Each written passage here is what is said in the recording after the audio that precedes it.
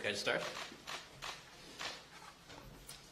As you know, Prime Minister May met with President Juncker in Strasbourg last night, where they agreed an interpretive instrument on the withdrawal agreement and a joint statement on the political declaration on the future relationship between the European Union and the United Kingdom. Those documents were published last night. Documents are complementary to the withdrawal agreement and political declaration and aim to provide an additional layer of interpretation, clarification and elaboration to the United Kingdom ahead of a further vote in Westminster. We're aware that the United Kingdom has also published a unilateral declaration alongside the two joint documents agreed. In the context of tonight's vote in Westminster, the outcome from yesterday's meeting with Prime Minister May and President Juncker is positive.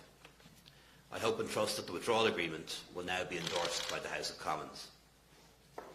In discussions with the UK, the Government has worked hand in hand with our EU partners and EU institutions, including the Commission and the task force led by Michel Barnier.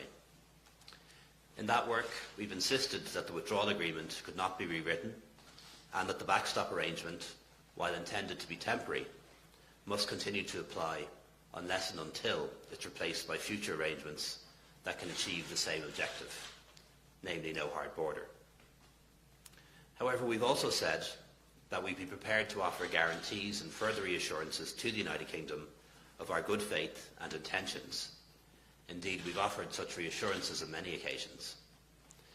The instrument agreed yesterday puts those assurances on a legal footing and represents an unambiguous statement by both parties of what has been agreed. It does not reopen the withdrawal agreement or undermine the backstop or its application.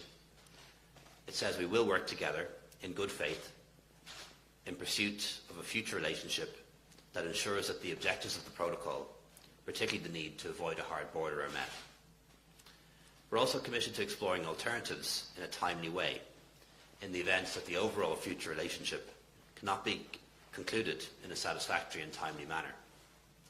But it does not call into question that the backstop will apply unless and until better arrangements are agreed, with all parties using good faith and best endeavours to that aim. So the options to ensure the avoidance of a hard border on the island of Ireland continue to correspond with those agreed as far back as the joint report in December 2017, which envisages these being achieved by one of three means. First, a comprehensive future relationship between the EU and the UK. Second, specific solutions. Or third, in the absence of agreed solutions, regulatory alignment, i.e. the backstop.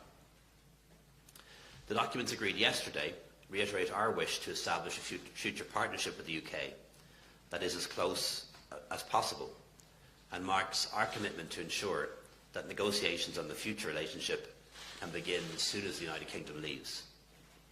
The instrument agreed sets out in detail how we'll go about this important work. It also recalls the dispute resolution mechanisms in the withdrawal agreement that could be invoked were either party to demonstrate bad faith, including the possibility of seeking a ruling from a panel of arbitrators. I hope that together with the joint statement and on the political declaration, it will provide a basis on which we can move forward again. The withdrawal agreement represents a fair compromise by all sides, and the political declaration provides a strong framework for future work on the future relationship. And the further text agreed yesterday provide additional clarity, reassurance and guarantees sought by some to eliminate doubt or fears, however unreal, that the goal of some was to trap the UK indefinitely in the backstop. It is not. These doubts and fears can now be put to bed. The withdrawal agreement, as you know, provides for a transitional period running at least until the end of 2020, during which nothing will change. This is really important for exporters, businesses, employers, farmers and our fishermen. And regardless of the vote tonight, we've already secured the continuation of the common travel area, free movement of people north and south and between Britain and Ireland, the right to live, work, study, access healthcare, housing, education, pensions and welfare in each other's countries as though we were citizens of both. And this is particularly important for citizens, students, cross-border workers and expatriates in both countries. Irish citizens in the European Union will, of course, or rather Irish citizens in Northern Ireland will, of course, continue to be citizens of the European Union, no matter what happens. In many ways, Brexit has been a dark cloud over us for many months, and in particular the threat of no deal. A positive vote tonight can remove that cloud and restore confidence and optimism in Britain, Ireland and across the European Union.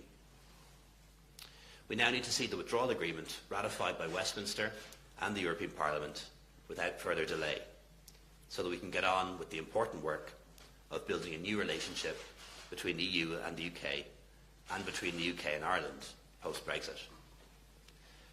I now feel that for the remains of the day, we need to give MPs in Westminster the time and space to consider what is now on the table.